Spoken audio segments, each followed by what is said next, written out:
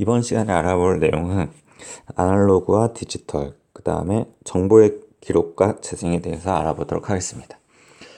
중요한 단원이 아니기 때문에 간단하게 소개만 하는 정도로 하고 빠르게 지나가도록 하겠습니다.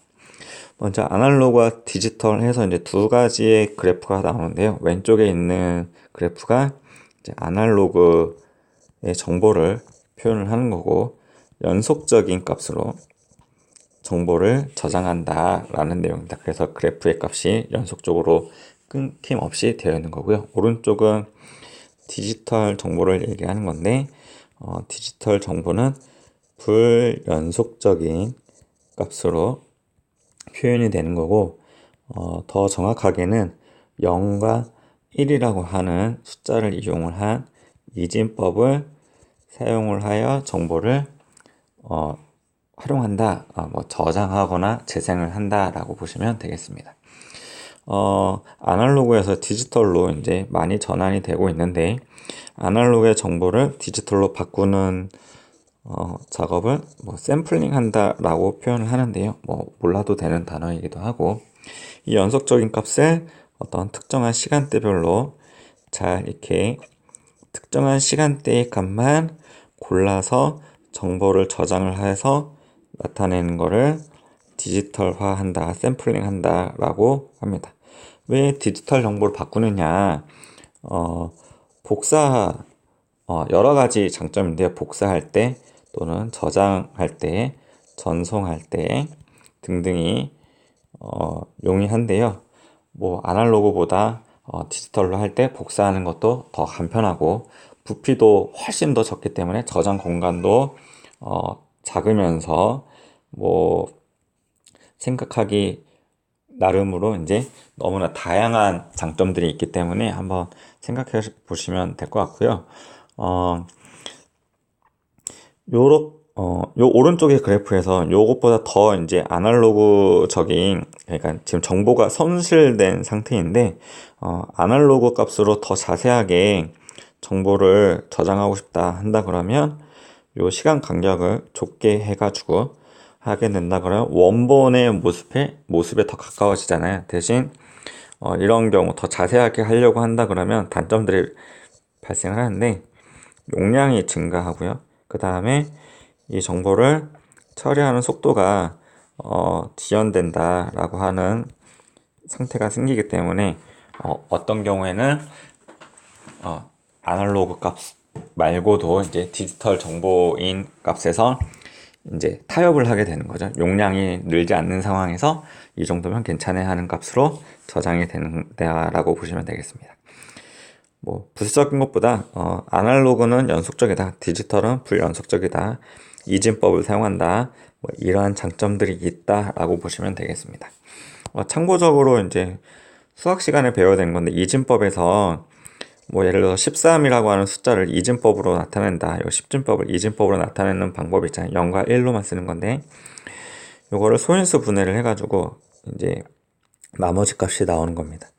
0하고 2, 1 해서 여기 있는 값이 0으로 나머지만 나타날 때를 요거를 이제 순차적으로 거꾸로 해서 1101 아래서부터 요거를 그냥 앞에서부터 써서 이진법으로 하면 이진법으로 표현한 거예요. 여기는 2의 0제곱짜리, 여기는 2의 1제곱짜리, 여기는 2의 2제곱짜리, 여기는 2의 3제곱짜리니까 2의 3제곱짜리가 한 개 있는 거예요. 2의 3제곱은 8이죠.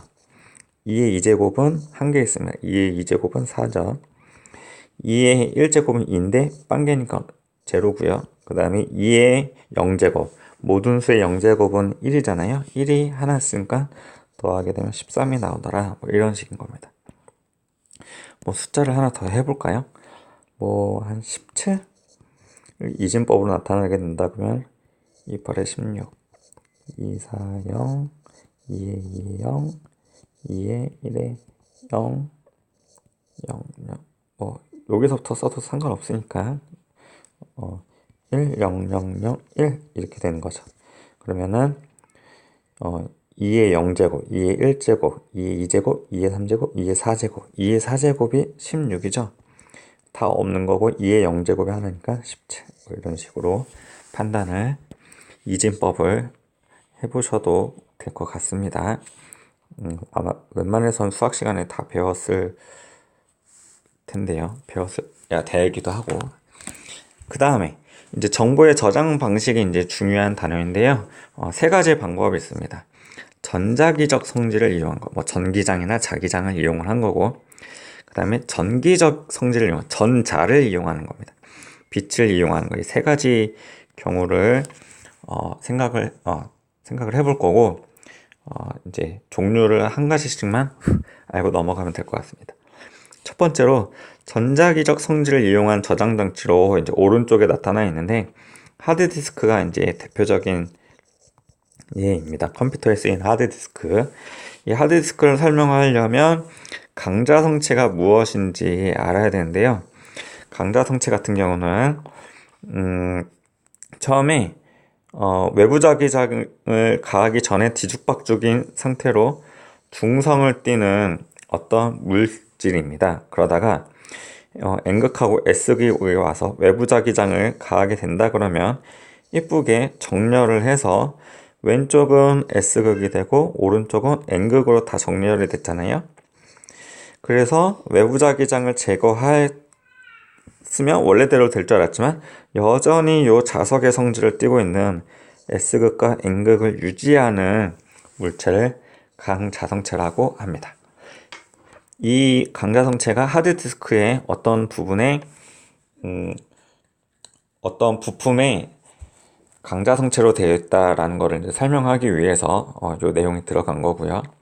그 다음에 두 번째로 알아야 될 내용이 앙페르 법칙과 패러데이 법칙을 알아야 되는데, 앙페르 법칙은 뭐 쉽게 말하면 어떤 도선에 전류가 흐르게 된다 그러면 자기장을 만들어내는데, 쉽게 말해서 자기장을 만들어내더라, 자석이 되더라 라는 소리인 거죠. 패러데이 법칙은 자기장이 변화하면, 그러니까 자석이 접근하거나 멀어지게 된다 그러면 어떤 도선에서는 유도전류를 만들어내더라 하는 내용이 패러데이 법칙이에요. 그래서 이 전자석에 전류가 이쪽 방향으로 흐르게 된다 그러면, 요 위쪽으로 흐르게 된다 그러면 자기력선이 오른손의 법칙을 따라서 왼쪽 방향으로 나가는 방향이고, N극하고 S극에 대해서 어쨌든 자석이 되는 거고, 요 안쪽이든 바깥쪽이든 자기장이라는 걸 만들어내게 되는 거죠. 요게 오른손 법칙, 앙페르 법칙입니다. 패러데이 법칙은 N극이 접근을 하게 된다 그러면 요 코일은 자석의 세기, 자기장의 세기가 증가하는 거죠. 어쨌든 그런 변화가 싫으니까 너 멀리 떨어져, 원위치로 가 해서 밀어내기 위해서 N극이 작용하고, 아래쪽은 S극. 그러면 자기력선이 위쪽 방향으로 생겨나야 되는데 이 녀석들이 나타나려면 코일에서 오른손 법칙을 써서 이쪽 방향으로 유도전류가 만들어지더라 하는 내용이 패러데이 법칙입니다. 이런 앙페르 법칙과 패러데이 법칙을 이용해서 하드디스크에서 정보를 저장하거나 또는 재생할 때 활용이 된다라는 거죠. 하드디스크의 구조는 중요한 거는 헤드와 플래터라고 하는 디스크라고 하는 용어를 더 많이 쓰는데, 이 두 가지만 아시면 될 것 같고, 요 암이라고 되어 있는 거는 이제 헤드를 붙잡아 두기에는 뭐 일종의 연결다리 뭐 이런 거고, 스핀들 모터는 이 디스크가 회전할 때 쓰이는 거거든요. 그래서 하드디스크 같은 경우는 회전 속도가 빨라야지만 재생이나 출력 속도가, 저장 또는 재생하는 속도가 빠르더라. 대신 소음이 심할 수도 있고요. 어쨌든 지금 이제 보게 된다 그러면 요게 암 부분이고, 요 끝 부분이 전자석으로 된 헤드라고 보시면 돼요. 헤드는 전자석으로 되어 있어요. 전자석은 수업에서 했었으니까요. 그 다음에 요 부분이 디스크인데 이쪽 방향으로 이제 회전을 한다고 보시면 되겠습니다. 회전을 해서 이렇게 쭉 돌아오는 거죠. 아래쪽에 끊기니까 원으로 그리진 않았어요. 이렇게 해서 회전을 하게 되는데 디스크라고 보시면 됩니다. 그래서 먼저 첫 번째로 구성이 가장 중요한 헤드와 디스크로 되어 있다라는 거고, 정보가 저장되어 있는 부분에서 이제 A 부분과 B 부분을 나와 있는데 어떻게 저장이 되는 거냐면, 아까 강자성체 요 디스크가 강자성체로 되어 있다는 얘기를 빼먹었네요. 강자성체로 되어 있는데 처음에 요 왼쪽 부분을 생각하지 않고 색깔이 이렇게 흐릿하네. 왼쪽 부분을 생각하지 않고 정보가 기록되기 전에 이렇게 자석의 성질이 작용받지 않은 뒤죽박죽인 상태로 있는 거예요. 그래서 요 상태로 되어 있는 게 요 헤드 부분에 통과하게 된다 그러면 이 헤드 끝부분에는 전류가 흘러가지고 요 주변에서는 자기장이 만들어지겠죠. 그래서 요 헤드 부분을 통과를 하게 된다 그러면 이제 여기 이쁘게 왼쪽 부분처럼 이쁘게 정렬을 하는 거예요. 위쪽이 N극, 아래쪽이 S극, N극, S극, N극 이런 식으로 순서대로 해가지고 N극이 위쪽으로 올 때를 1, S가 위쪽으로 오게 되면 0, 1, 0 뭐 이런 식으로 해서 1과 0으로 이진법으로 여기 있는 뭐 얘가 또 1이고 얘는 0 이런 식으로 해서 이진법의 형태로 저장을 하게 되는 거죠. 그래서 이렇게 이쁘게 정렬이 된 부분이 정보가 저장되어 있는 부분입니다. 그럼 여기 어떨 때는 위쪽이 N이고 어떨 때는 위쪽이 S인 방향이 바뀌어지는 부분은 생기는데 왜 그러냐면 이 헤드 부분에 전류를 반대로 막 바꿔서 보낼 수 있죠. 교류로 보낼 수가 있으니까 자기가 원하는 전류를 흐르게 할 수가 있는 거죠. 그래서 헤드의 전류 방향이 바뀌면 자기장의 방향이 달라져서 정보되는 게 1과 0으로 순서가 바뀔 수가 있는 거죠. 뭐 이러한 원리인데 정보가 저장될 때 한번 생각을 해볼게요.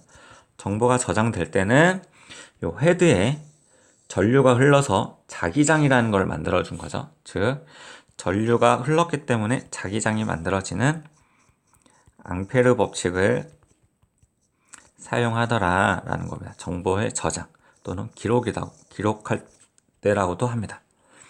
그러면 정보를 재생 또는 출력을 할 수도 있죠. 어떤 경우냐, 이렇게 저장된 게 한 바퀴 돌아가지고 이쪽으로 올 때예요. 그러면 어떻게 되느냐, 이제 이쪽으로 돌아올 때는 얘네들이 뒤죽박죽이 된 게 아니라 이쁘게 배열이 된 상태로 이렇게 오겠죠. 여기가 N극, 이쪽 위쪽이 N극, 이쪽이 N극, 아래쪽이 N극이다 한다 그러면 요 자석화 되어 있는 거잖아요. N극하고 S극이 극이 나눠져 있으니까 그 자석이 헤드 부분에 접근을 하게 되면 자기장의 세기가 세지겠죠. 자석이 접근하는 이런 변화가 싫어. 그러니까 나는 여기가 널 밀어내기 위해서 뭐 N극이 될 거야, S극이 될 거야 이렇게 만들어지려면 이 헤드에서 이 코일이 있는 전자석 헤드에서 무엇이 만들어지냐면 유도 전류가 만들어진 게 이 앞부분을 통해 가지고 어떤 회로를 통해서 스피커로 전달되면 소리로 출력이 되는 거고 모니터로 이제 전달이 되면 화면이 재생이 되는 거죠. 그래서 자기장이 변화한 게 유도 전류를 만들어내서 정보를 재생 출력하더라. 패러데이 법칙을 사용하는 거죠. 그래서 정보 저장할 때 또는 재생할 때 어떠한 법칙들이 활용이 되는지를 알면 좋을 것 같고, 헤드는 전자석으로 되어 있다, 디스크는 강자성체다, 뭐 이런 식으로 판단을 하시면 되겠습니다. 뒤로 넘어가게 되면 자기 기록 카드, 마그네틱 카드라고 되어 있는데 요즘에는 잘 쓰이지 않지만 예전에 최근까지만 하더라도 무슨 은행 계좌, 은행 카드라고 해야 되나? 체크카드? 뭐 이런 식으로 되어 있으면 뒷부분에 그러니까 검은색 띠로 둘러친 카드들이 있을 거예요. 요게 이제 강자성체로 되어 있는 건데요. 그래서 이 강자성체에 되어 있는 검은색 부분입니다. 그래서 여기 이제 오른쪽 방향으로 이제 요 전자석으로 되어 있는 부분을 전류가 흘러서 요 주변에는 이제 자기장이라는 게 있겠죠. 그래서 이쪽 방향으로 통과를 시키게 된다 그러면 요 안쪽에서 자기장의 영향을 받아서 자석이 이렇게 이쁘게 정렬을 하게 되는 거죠. 여기는 뒤죽박죽이어가지고 기록이 정보나 이런 것들이 저장이 되지 않은 상태예요. 근데 여기는 이쁘게 정렬이 되어 있으니까 기록이 된 상태인 거죠. 뭐 이런 식으로 해서 앙페르 법칙을 활용을 해서 요 마그네틱 카드에 정보가 저장되는 거고, 그 다음 재생 과정이라고 되어 있는데 테이프를 이쪽으로 이동하게 된다 그러면 이렇게 이쁘게 정렬되어 있던 녀석들이 요 전자석 부분을 가운데 부분을 지나가게 된다 그러면 여기 있는 부분에서 이제 또 유도 전류가 만들어져서 어떤 컴퓨터에 정보를 전달을 하게 되는 거죠. 그래서 이제 강자 성체로 만들어졌다. 마그네틱 카드가 하드디스크처럼 동일한 방법으로 정보를 기록하거나 재생하더라. 뭐 이렇게 알고 넘어가시면 될 것 같습니다. 이렇게 해서 전자기적 성질을 이용한 정보의 저장 방식 하나를 설명한 거고요. 두 번째 정보 저장 방법인데, 두 번째는 전기적 성질을 이용한 거예요. 그래서 비휘발성 메모리라는 게 있고 휘발성 메모리라고 있는 게 있는데, 휘발성이다라고 하는 거는 뭔가가 이제 날아간다, 없어진다, 증발한다 뭐 이런 걸 얘기하는 거잖아요. 그래서 휘발성 메모리의 대표적인 거는 컴퓨터의 임시 기억 장치라고 하는데 DRAM이라고 합니다. 컴퓨터를 이제 키게 된다 그러면 뭐 819, 뭐 4096, 뭐 1024, 뭐 이런 식으로 숫자 막 이렇게 등등등 올라가다가 8192, 뭐 이런 식으로 숫자가 이제 막 되는데, 뭐 8램짜리, 4램짜리 이렇게 올라가는 부분이 있어요. 그게 이제 D램을 얘기하는 건데, 요즘에는 뭐 4기가, 8기가 뭐 이런 식으로 해서 숫자들이 나오긴 하지만, 뭐 이런 것들이 D램이더라. 그러니까 전원 장치가 들어와 있을 때만 하드디스크처럼 저장 및 출력을 할 수가 있어요. 근데 이제 전원이 꺼지게 된다 그러면 그 안에 저장되어 있던 정보들은 싹 사라지는 거죠. 축전기를 이용하는 건데, 아직 축전기는 순서를 바꿔서 지금 배우진 않았지만 나중에 축전기를 배우게 된다 그러면 왜 전원 장치가 들어왔을 때는 작동하고 그렇지 않을 때는 작동이 안 되는지 이해를 할 수가 있을 것 같습니다. 비휘발성 메모리는 날아가지 않은 거겠죠. 휘발성이 아니다 라는 소리니까. 그래서 반도체를 이용한 건데, 반도체의 셀을 이용했다라는 겁니다. 쉽게 말해서 뭐 자세한 구조까지는 모르더라도 반도체가 있으면은 셀을 만드는 거, 셀, 어떤 방 같은 거죠. 원래는 세포라고 하지만 요 한 칸을 셀이라고 해가지고 여기에 전자가 있는 방이 있고 없는 방들이 있어요. 그래서 요 있는 곳에는 전자가 들어오지 못하니까 전류가 흐르지 않게 되는 거고, 없는 방에는 외부에서 전자가 들어오게 되면은 전류가 흐르니까 전류가 흘렀을 때를 뭐 0, 전류가 흐르지 않으면 1, 뭐 이러한 신호를 갖게 돼가지고 이진법으로 정보를 파악을 할 수가 있는 거죠. 그래서 이러한 성질을 이용을 해서 정보를 저장하거나 출력을 하더라라는 겁니다. 대표적인 게 USB 메모리. 여러분들이 잘 쓰고 있으니까 이런 게 비휘발성 메모리고 전기적 성질을 이용한다라는 정도로만 알고 넘어가면 되겠습니다. 세 번째는 빛인데요. 빛을 이용한 정보의 저장 장치는 CD와 DVD입니다. 요즘에는 최근 몇 년 전까지만 해도 엄청 잘 썼는데 요즘에는 오히려 잘 쓰이지도 않죠. 위에서 말한 USB 메모리가 이제 용량이 훨씬 더 커졌기 때문에. CD의 구조를 옆에서 본다 그러면 뭐 라벨 보호막 뭐 이런 것들은 이제 중요하지 않고요. 여기 있는 좀 이게 안쪽으로 들어간 부분을 이제 낸드라고 하고요. 바깥쪽에 이제 뾰족하게 나와 있는 부분을 피트라고 하는데, 빛을 레이저 빔을 쏴가지고 반사가 돼가지고 요게 이제 빛이 얼마만큼 검출되느냐에 따라서 정보를 파악을 하는 거예요. 오른쪽에서 보게 된다 그러면 요 피트 부분에 쏜 거랑 랜드 부분에 쏜 거랑 해서 위상차 아니면은 뭐 동시에 들어오는 거에 따라서 빛이 밝을 때도 있고 또는 어두울 때가 있습니다. 이렇게 같은 곳에서 들어오게 된다 그러면 밝고, 이렇게 들어오면은 약간 어두울 수도 있죠. 또 어떨 때는 표면이 거칠한 부분이 있어요. 여기를 버닝한다, 태운다, 정보를 입힌다라고 하는데, 이런데 이제 빛이 가게 되면 난반사가 일어나서 내가 원하는 검출구에 도달하지 않겠죠. 그때는 또 어두운 빛이 있어가지고 밝을 때를 1, 어두울 때를 0으로 해서 얘도 마찬가지 이진법의 방법으로 정보를 저장하더라 하는 내용이 CD와 DVD의 구조입니다. 그리고 지금 요 CD 표면을 이제 확대를 한 건데 여기서부터 여기까지 이렇게 한번 회전하는 게 한 트랙이라고 합니다. 이렇게 회전하게 되고 이렇게 해가지고 뭐 트랙 수가 많거나 적거나 뭐 이런 식으로 표현을 하게 되는데 이때 간격을